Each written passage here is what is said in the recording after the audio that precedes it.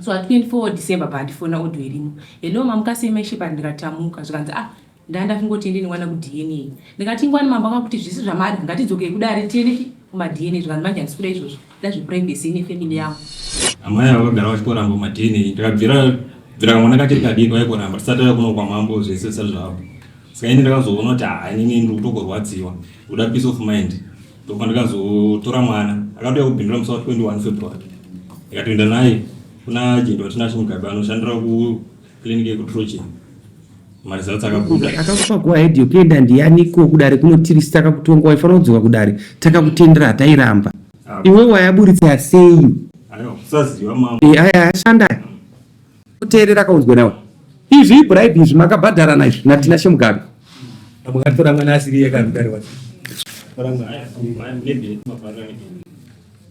Azvinakana basi.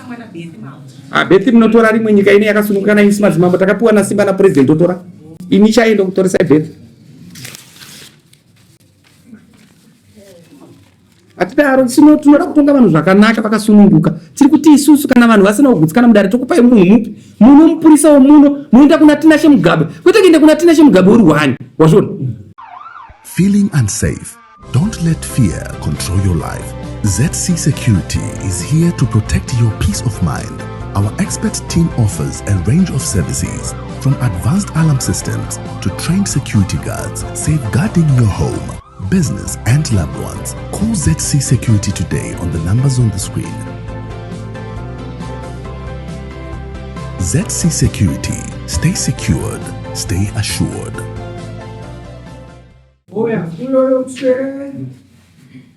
Ambuya vatorora pfuma asi iye akazoenda kwa-DNA test nemwana saka madzaka kuchemani akaenda sei ari kuti pamaresults iyi tisi zvigamuchire ukaenda global patina shemugabe. Tina shemugabe kare nawo Ai. Iwe unogona kuona vanoti ndiwe here kana kuti haasi. Wosembo emaresults awanenge wanawo. Ini chandaramba ndechekuti maresults iwo handiyagamuchire nekuda kwokuti makaenda mega dai kudare makauya takakupai kuti endai kana maenda mega yochiyaburitsa tozvibvumai. Ina handite bribe.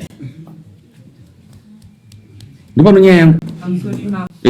Kunga makatitonga musi wa 21 mwana akanduri panze makati mwana ngaite sengawi panze mama watoti pfuma makati handidi kuti angoti pfuma ndoti ajekese nekuti ari kutotaura kuvanhu kuti mwana chihasi wangu mwana ndobva uya makati pamira paseti nababa makati hakuna kuma-DNA kuenda tinongodiwa ndechekuti uchengete mwana wako ende kutukana sidonza kuti maita matukana maona ndewako ere akati mama pane mashuka angu kutaura kasi mwana ndiwangu ndifunga takata kuda muno mudare. So 24 December pandifona audio irimo. Hello mamukasema ishipa ndikatamuka zvikanzi ndanda kungoti ndini mwana ku DNA. Ndikati ngwani mamba akakuti zvisi zvamari ngatidzoke kudare tiende kuma DNA zvikanzi manje ndisikuda izvozvo. Ndazvi privacy ne family yangu.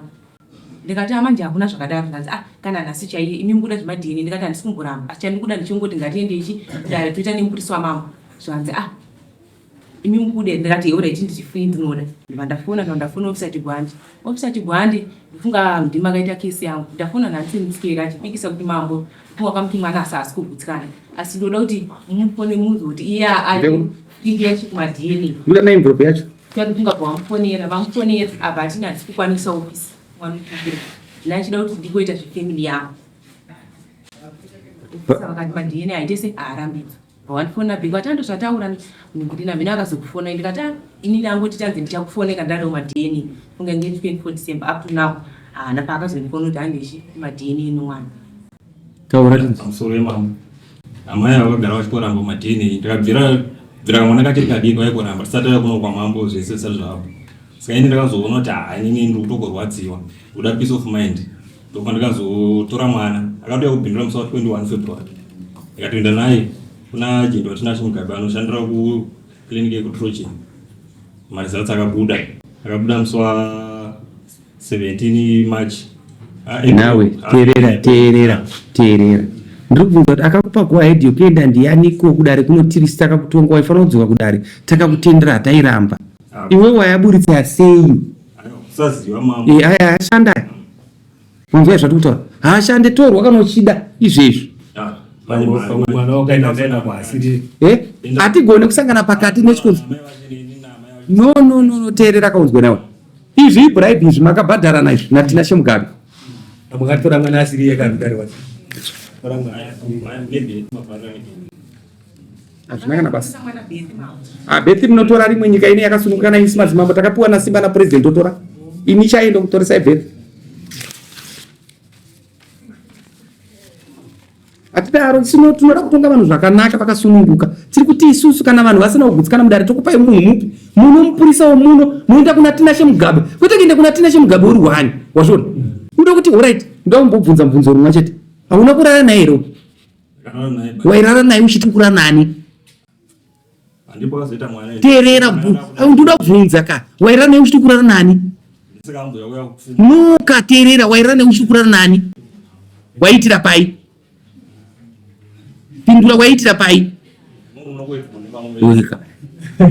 saka unoti zvinhu zvedu zvakanaka hatina kana problem isusu tiri kuti isusu kana uchida zvatiri kudai yai quiet mani we imuri kuseka makambona ndichiseka here imbonzwai tsitsi kana zvinhu zvakadai so zvakaoma alright tingogamuchira pana pamadna testa pamakatora mwana asiri yakananaye tingogamuchira ndiri kubvunza imi muri kuseka nokuti hamuone kukosha kwazvo tingogamuchira and I'm the presiding officer handigamuchire zvinhu zvakadai so mazvinzwa tiri kutonga vanhu ava ndo vatinotonga ndosaka ndiri mambo pana that's why muri kuti handigamuchire iwe mugabe tokupa iwe motorana nausho ns ouya moenda kuita madna test kwete zvimwe zvese zvahandigamuchire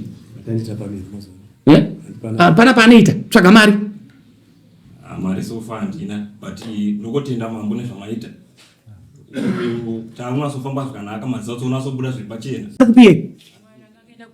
no kana auya anouya kudari kutorwa papi panapa zviri clear hatidi kudzvinyirira vanhu unoziva kuti hakuna munhu asina kukosha panyika kana ukaita mari haitonge nyika but chinotonga nyika kugara vanhu zvakaita sei zvakanaka hatigamuchire zvisina basa right munouya musi wa 10 anenge adzoka here mwana ndansina mari bhaza sinoenda kuzotsvaka unobva kupi ndobva kumadziya mwana ndokosha kuna baba okay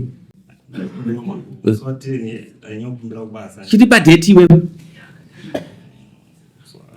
next koti yacho musi wa 10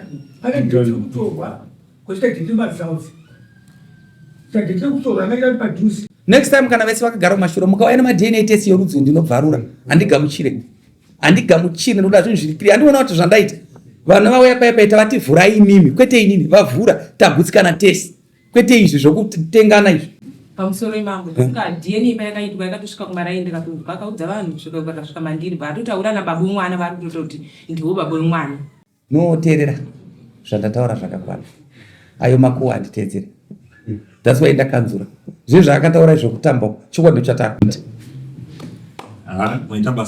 tsvaga mari 10 gras yekuvapa kwavabva vadzokera tsvaga mari yokutsvaga tsvaga mari tsvaga mari bozi wakashanda zviri wrong dai wakadzuka kudari kwemambo mambo wangu kuita sezvavaita ndeteerera kazvandati teeredzera zvandiri kutaura ndati tsvaga zvandataura kutsvaga uvape mari yekudzokera ambuya wako audio itori mumambo nditoiplay yacho akatondifonera ndikatodaira no mwanangu ndo ini ndati chitsvaga mari yokupa tsvaga kurumbidza iyoyo yaunayo tsvaga buritsa handiti maita dhigidhi muri vaviri dhigidhi haingopera iri dhigidhi chete ndo mari zautsi yaini mupe chiendai fambai zvakanaka no problem next Feeling unsafe? Don't let fear control your life. ZC Security is here to protect your peace of mind. Our expert team offers a range of services, from advanced alarm systems to trained security guards, safeguarding your home, business and loved ones. Call ZC Security today on the numbers on the screen. ZC Security. Stay secured. Stay assured.